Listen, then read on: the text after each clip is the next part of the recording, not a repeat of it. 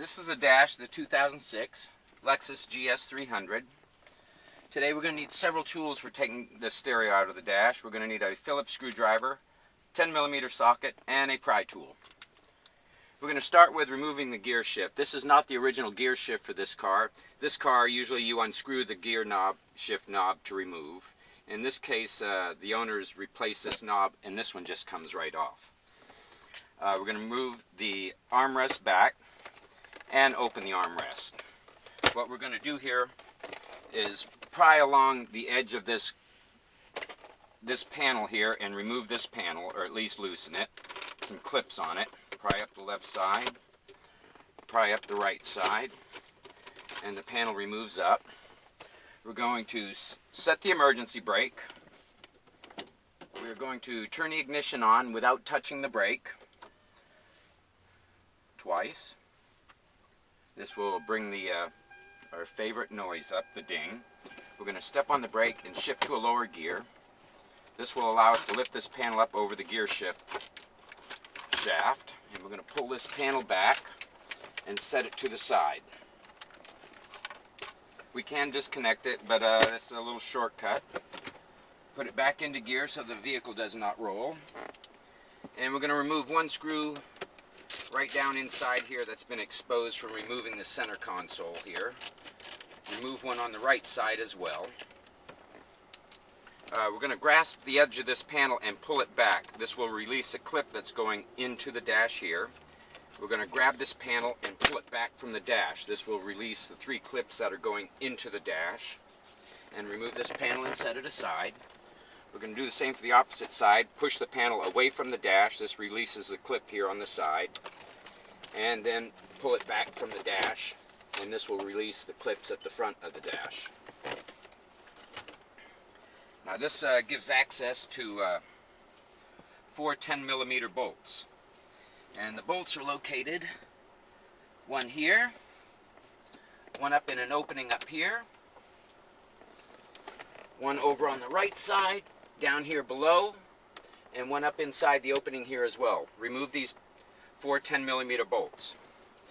I've already done that to shorten the removal guide here.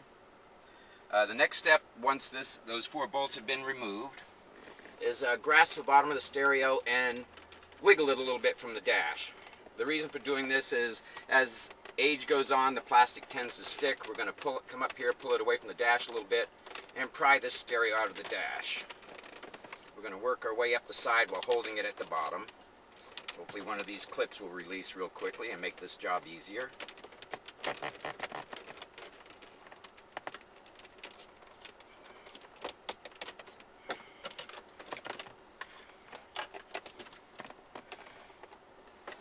Work up the right side as well. There are 2 remaining clips that are holding this stereo into place.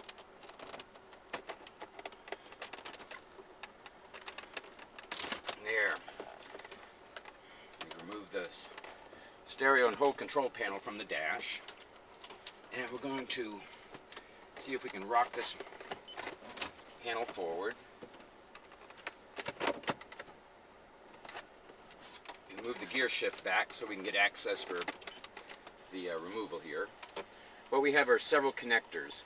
The connectors have a little trigger on them. I'm going to push the connector down, the trigger down into the connector. This will allow you to remove the connectors. Same for the rest on the display panel. Push the triggers down and remove the connectors. We're next going to move down to the CD player. We're going to remove the main antenna. We're going to remove the mini antenna. And then there's 3 connectors that also have triggers that push in and release. Now we remove the whole entire center console from the dash. We only need the CD changer out of the car today because we see this quite often in shop for 2 main things. One is it will not eject CDs or accept CDs. And the second is because the drink holder on the center console here is so close, we see a lot of spill damage to the face and buttons of this stereo. Now to remove the CD changer from the stereo, we want to remove, or from the console, we want to remove 5 bolts on one side and remove this entire mounting bracket. On the opposite side, only 3 of the lower bolts that hold the stereo in place are needed, and then the stereo will drop down. It is attached or connected to the face by way of pins on the sides. The CD changer will release, and that can be sent in for repair. When it comes to reinstalling this stereo after coming into the shop for repair, one of the main tricks to not having future problems with this changer is when you connect the changer back to the connectors in the dash, the CD changer goes through an initialization process to reset itself. And you need to hold the stereo still while it goes through this process. There's no tilting, no turning side to side, forward, back while it goes through this process, because it can throw the timing out and you will have problems with getting the CD changer to work. It's very possible you would have that anyways. One of the tricks to possibly taking care of this CD changer is, of course, sending it into the shop for repair. The other is, if you're having problems with this changer, disconnecting the car battery. One of the terminals for 5 or 10 minutes and hooking it back up can sometimes reset the CD changer as well, bring it back to communicating properly with the radio and having it work.